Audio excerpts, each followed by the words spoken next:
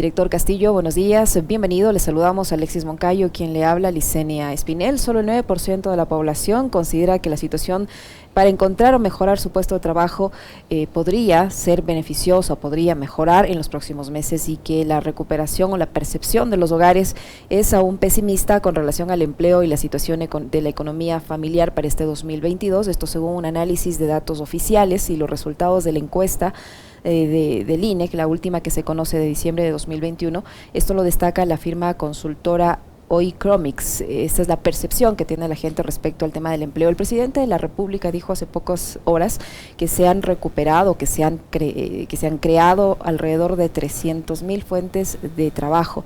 Pero la encuesta que ustedes presentan a finales de 2021, en diciembre de 2021, habla de un 23.0% de subempleo, un 4.1% de desempleo y un 33.9% de empleo adecuado. ¿Cómo es este cálculo y qué significa, cómo interpretarlo? Director, buenos días, bienvenido. Alexis, Licenia, un gusto estar acá en este medio. Bueno, con respecto a las estadísticas oficiales del empleo, de la subocupación y de la desocupación, la última con la cual dispone el país es la medición del mes de diciembre de 2021. Con la fotografía de diciembre de 2021 ustedes muy bien conocen, y quizás creo que es importante tener el contexto. Tuvimos cerca de 700,000 personas que perdieron un empleo adecuado en el contexto de la pandemia. Pasamos en un escenario prepandemia, teníamos cerca del 38.8% de la población económicamente activa que tenía un trabajo y ganaba $400 o más al mes, que esa es la definición estadística de empleo adecuado.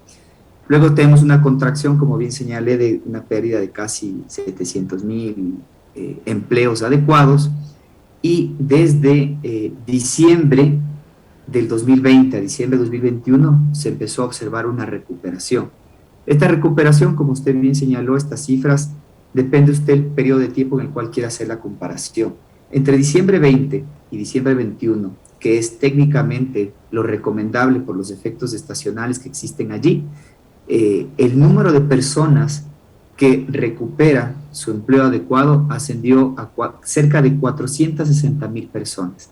Y entre mayo a diciembre del 2021, que es la otra cifra que usted acaba de acotar y que el señor presidente la mencionó, esta cifra bordea los 350,000 personas. Ahora, ¿cómo interpretar estas cifras? Uno, y esto ha pasado en todos los países de la región, gran parte de la recuperación o la reactivación viene también relacionado o altamente correlacionado con los planes de implementación de los esquemas de vacunación. En el caso de Ecuador, ustedes conocen, tuvimos un nivel o un crecimiento bastante agresivo en el segundo y tercer trimestre del 2021, que permitió que mayor cantidad de personas puedan una vez más salir a trabajar, y eso es en gran parte la explicación de la recuperación que se observó en los últimos meses del año 2021. ¿Cómo está, director? Muy buenos días. Tengo entendido que, digamos, por el historial que lleva el INEC y en temas de estadísticas, siempre diciembre termina siendo como el mes ideal para medir precisamente las condiciones de empleo y de si este es adecuado, cómo está el tema de desempleo y de tales. El presidente, como bien decía Licenia, ha hablado de una, digamos, una creación de nuevas plazas de empleo, pero en definitiva, ¿se puede hablar de creación de nuevas plazas de empleo o de una recuperación parcial de las que se perdieron por lo que usted mencionaba? El tema de, primero, crisis económica que venimos arrastrando desde hace algunos años, y después, obviamente, esa crisis se agrava con la pandemia en el 2020. Sí, creo que aquí hay mucho tecnicismo, pero la idea es ser lo más didáctico posible. Usted bien ha señalado, Alexis, desde el año 2014 fue la última vez. Las series comparables del INEC son desde el año 2007. Los métodos, los conceptos y demás, más o menos han seguido este mismo estándar. Desde los años 90 hasta el año 2014 se denominaba como empleo pleno. Luego del 2014 se denominó empleo adecuado, pero técnicamente es, y yo quiero ser muy didáctico acá, es unas personas que trabajan y que ganan $400 o más al mes, o dicho de otra manera, que ganan por su trabajo el salario mínimo o más, ¿ok? Entonces sí, efectivamente había una contracción Desde el año 2014 tuvimos una caída sostenida del empleo adecuado y en un tema prepandemia llegó casi del 50 al 38.8%. Ahora, cuando se habla de reactivación y de creación, estadísticamente las personas que pasan a ser contadas con un empleo adecuado son personas que por su trabajo perciben esta cantidad de dinero, ¿ok? Pero también hay una forma de contrastar y ver efectivamente qué es lo que está pasando, por ejemplo, en las afiliaciones al IES, que es una estrategia con la cual uno también puede ver una parte del mercado laboral, que es la parte, digamos, formal, son personas que además de que trabajan, están cotizando a la seguridad social. Y, por ejemplo, entre mayo a diciembre, este número de personas ascendió a cerca de 75,000. Es decir, la encuesta nos permite conocer toda la magnitud del mercado de trabajo, que está como en cerca de 8.2 millones de personas, que es nuestra fuerza de trabajo, o la población económicamente activa. Y dentro de esa población económicamente activa están las personas que trabajan. Así que el IES nos permite ver los que trabajan y además de eso están cotizando a la seguridad social, y el empleo adecuado en su gran cantidad las personas que trabajan y ganan más de $400 al mes. Ahora, director Castillo, este 33.9% de empleo adecuado que dice la estadística de diciembre de 2021, ¿se refleja en qué sectores? Es decir, este incremento, este mejoramiento del nivel del empleo, ¿se registra en qué sectores? ¿En el comercio, en la industria, en la agricultura y beneficia más a hombres o a mujeres? Bueno, es una muy buena pregunta y viene muy relacionado primero por la estructura que ya tiene el mercado laboral ecuatoriano, ¿no? Pero también viene explicado principalmente por los sectores que más se vieron afectados. Es decir, cerca de estos 350,000 o 460,000, si hace la comparación anual, está muy explicado por la rama de servicios. La rama de servicios, que tienen allí restaurantes, que son turismo, que es parte de los puestos o los sectores que más se vieron afectados a inicios de la pandemia. Y entre hombres y mujeres, la recuperación, si bien estructuralmente los hombres participan más del mercado de trabajo por todos estos esquemas o construcciones sociales que tenemos alrededor del mercado laboral, pero en temas del ritmo de crecimiento de empleo, fueron las mujeres las que más lograron conseguir un trabajo o también las que en mayor proporción salieron de la desocupación. Y de igual manera, esto está altamente correlacionado porque también las mujeres proporcionalmente tienen una mayor participación en el sector de los servicios. ¿Se puede tener el dato, director, de cuántos empleos se perdieron a partir de pero datos certeros de cuántos empleos formales se perdieron entre 2020 y 2021 por efecto de pandemia y crisis económica de forma simultánea? Sí, justamente fue la cifra que había mencionado. O sea, lo más próximo que nosotros podemos calcular es la variación que se tuvo. La última prepandemia fue la cifra oficial de diciembre de 2019 y digamos, inmediatamente después del shock de pandemia, tenemos cifras de agosto del 2020, en el cual, como mencioné, es casi cerca de 750,000 personas que pierden súbitamente sus puestos de trabajo. Y ahí viene la última reflexión, que creo que usted, Alexis, también así lo señaló. Se ha recuperado la cantidad de personas que trabajan, pero tenemos dos retos. Todos los años, nuestra fuerza de trabajo y la población en general crece a un ritmo de cerca de 300,000 personas, y de esas casi 250,000 cada año se van incorporando al mercado de trabajo. Así que todavía no estamos en los niveles prepandemia, pero hemos, yo creo que llegado al menos a la mitad o un poco más de los niveles prepandemia. Recuerden, prepandemia fue 38.8% y diciembre 21 cerró redondeando en 34%. Ahora, en contexto también es importante señalar algo adicional. Fondo Monetario, Banco Mundial, en fin, varias organizaciones que observan las economías mundiales y la latinoamericana señalan que para regresar a niveles prepandemia podrían pasar de 3 a 4 años. Y vamos 2 años, así que obviamente se tendrán que hacer esfuerzos. ¿Usted cree que esas previsiones se cumplan también en el Ecuador, que tendremos que esperar 3 o 4 años para recuperar los niveles en el ámbito del empleo, los niveles que teníamos antes de la pandemia? Bueno, hablo como director del INEC, no me compete, digamos... pero estadísticamente hablando, ¿eso es posible? Sí, eso iba a decir. Estadísticamente hablando no lo puedo hacer, en la medida en que el INEC no hacemos proyecciones de para proyectar la cantidad de personas que trabajan y demás. Eso, por ejemplo, lo puede realizar el Banco Central. Nosotros tenemos la tarea de medir los hechos, es decir, hacemos como un análisis post, vamos viendo, vamos tomando fotografías mes a mes y obviamente vamos generando el monitoreo correspondiente. Ahora, director Castillo, en cuanto al subempleo, se habla del 23% con cifras de diciembre de 2021. Este subempleo son de las personas que encuentran un emprendimiento, que se dedican al comercio informal, que buscan la forma de subsistir y que reciben un ingreso. ¿Es así? ¿Mi definición es correcta? ¿No se ve una mejoría? Es apenas leve, ¿no? Porque en noviembre de 2021 era del 24.5% y tenemos un 23% a diciembre de 2021.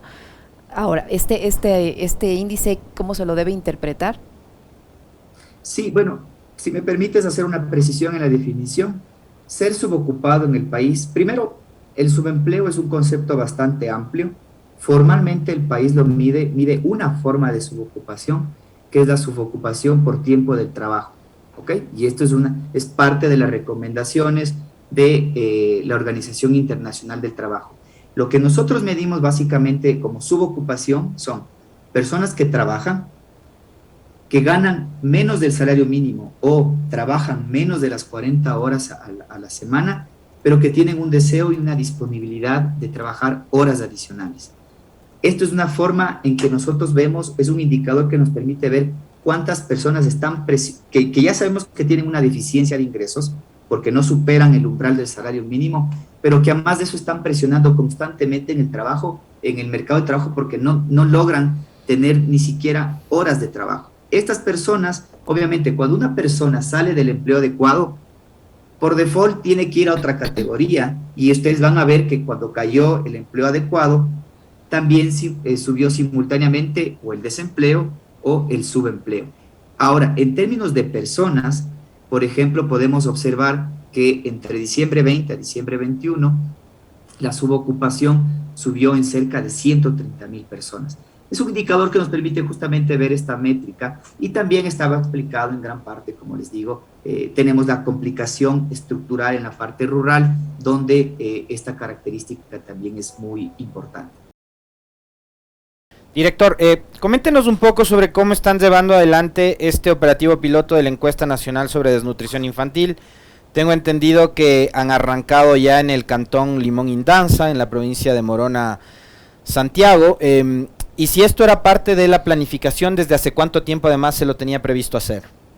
Efectivamente, ustedes conocen una política emblemática, es justamente el combate a la desnutrición infantil. Y para combatirla hay un ciclo, ¿no? Hay que planificarlo, hay que monitorearlo, hay que ejecutar políticas, hay que articularlas. A nosotros nos corresponde la medición.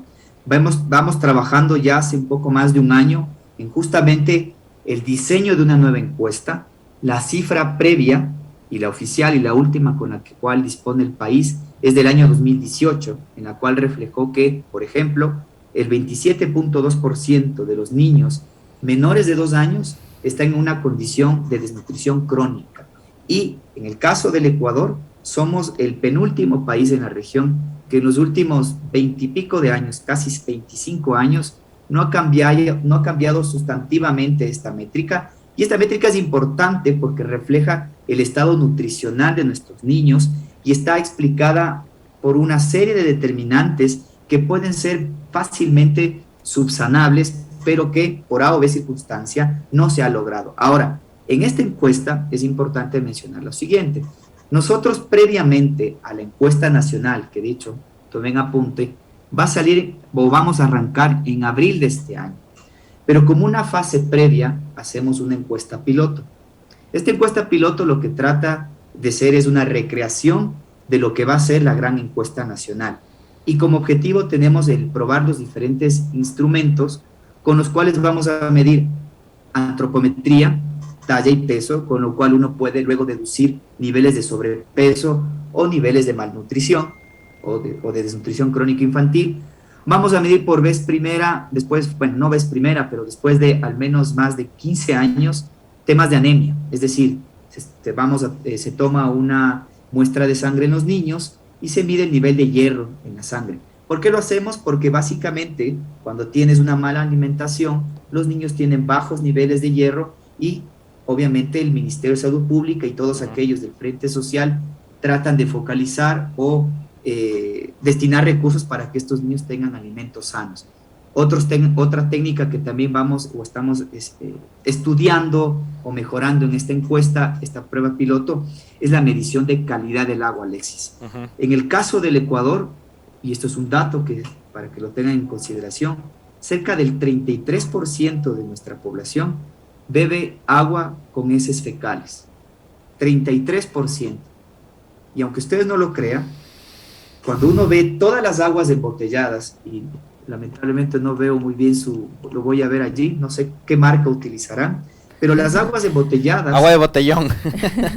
Agua de botellón. Alexis, aguas embotelladas en el país, cerca de 1 de cada 4 de los test que hace el INEG aleatoriamente, también salieron con este diagnóstico, que tienen un nivel alto de la bacteria E. coli. La bacteria E. coli son básicamente heces fecales.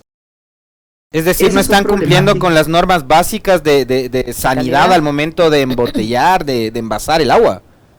Es algo que ya evidentemente ha sido puesto a consideración, conocimiento del Ministerio de Salud Pública, del ARCSA y de todas las instituciones, porque hay que hacer más control. Uno creería en el imaginario que estas aguas son 100% potables o aptas para el consumo humano. Estas son de las temáticas que se están trabajando con mucho entusiasmo nuestro equipo del INEC.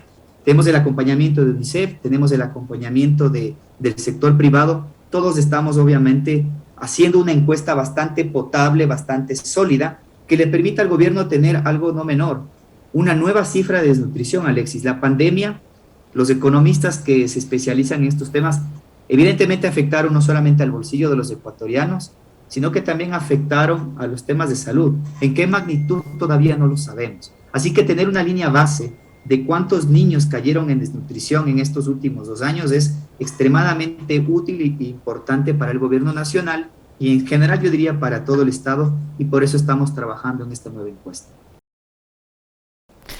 Si me permite también, señor director, preguntarle, llevamos ya 12 años sin un censo. La planificación del Estado, incluido el tema de la desnutrición infantil, educación, salud, servicios, el tema de agua potable y demás, todo eso depende de tener datos en frío y datos actualizados. 12 años. Se tenía que haber hecho un censo en 2020, obviamente todos somos conscientes, sabemos lo que pasó. Además, en un gobierno totalmente inoperante, incompetente como el de Moreno, no lo iban a hacer con o sin pandemia. Bueno, les cayó la pandemia, tuvieron el pretexto perfecto para no hacerlo. Pero ahora las condiciones más o menos algo han cambiado, ya estamos vacunados, muy bien. ¿Cuándo van a hacerlo? ¿Y cómo van a hacerlo? ¿Y cuál es el presupuesto que necesitan? ¿Y si Finanzas les va a hacer la transferencia? Bueno, Alexis, sí, efectivamente. No hay mejor política que no sea la cual se base en evidencia, en cifras robustas y cifras actualizadas. Sí, han pasado 12 años. La pandemia efectivamente complicó la planificación, imposibilitó también que se pueda hacer el método que tradicionalmente se realizaba el censo en el país, que es un censo de hecho, en el cual, recordarán ustedes, un día domingo se paralizaba el país, se movilizaba el país, todos nos quedábamos en casa y luego casi cerca de 500,000 de estudiantes de los últimos años del colegio nos visitaban y hacíamos un formulario en el cual nos permitiría captar la información más básica, pero a la vez la más fundamental que se necesita para el diseño de política pública en todo nivel de gobierno, al sector privado, organizaciones civiles y demás. ¿Qué es lo responsable, Alexis? Hemos hecho desde junio una evaluación. La evaluación, algo que es muy técnico, pero que no es menor, es que las secuelas de la pandemia hizo que nuestra cartografía, que es básicamente una fotografía, si usted quiere ver, imagínese un Google Maps donde usted puede ver las viviendas que existen en el país, empezaron o tuvieron un inconveniente porque no se actualizaron de la mejor manera y sobre todo la población se movió después de la pandemia. Tenemos cerca de casi 80,000, 82,000 muertes en exceso desde el inicio de la pandemia. En un inicio muchas personas salieron, por ejemplo, de un estrato alto que vivían en las ciudades, pasaron a vivir en la parte rural en su segunda vivienda, o, por ejemplo, estudiantes o matrimonios relativamente de parejas jóvenes que estaban endeudados en un departamento, no lo pudieron pagar más y regresaron a vivir donde sus padres. Todos estos temas que casi todos nos podemos identificar de una u otra manera, hizo que la población se moviera. Y eso hizo que la cartografía, que es un conteo rápido de viviendas y de personas que existen en territorio nacional, haya cambiado. Así que en noviembre del año anterior, en Limón Indanza, también precisar, en Morona, Santiago, que fue seleccionado por ser un cantón que tiene mucha complejidad socioeconómica, hicimos una encuesta piloto también, pero del censo.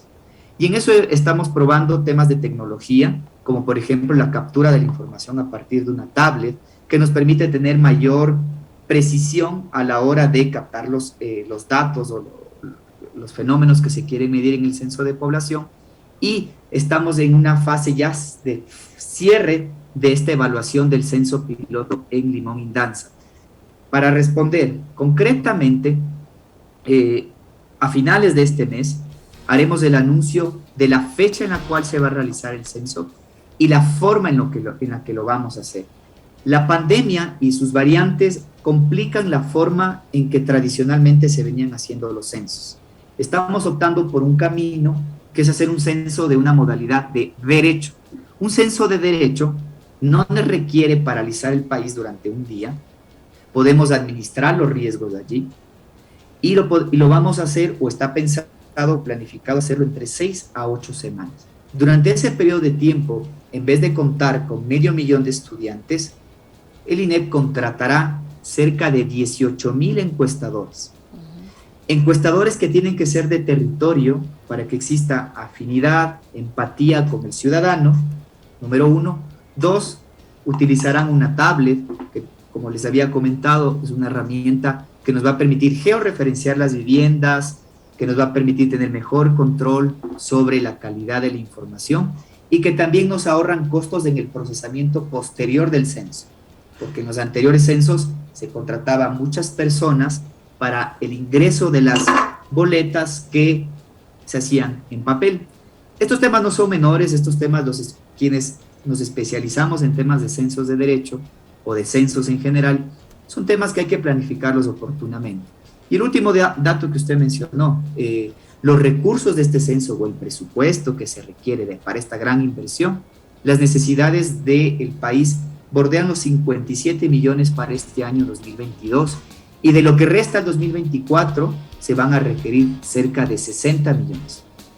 Esto lo estamos trabajando, con esto cierro, con potencialmente, obviamente sentándonos con el Ministerio de Economía y Finanzas para que los recursos lleguen de manera oportuna, que es lo que requiere un censo de población para que sea un proceso bien llevado. Muchísimas gracias. Le queremos agradecer al director del Instituto Nacional de Estadísticas y Censos INEC, al señor Roberto Castillo, que ha estado con nosotros. Esperamos que no sea la última, que sea la primera de muchas otras entrevistas. Y rápidamente, director Castillo, ¿cuándo van a estar listas las cifras del empleo de enero?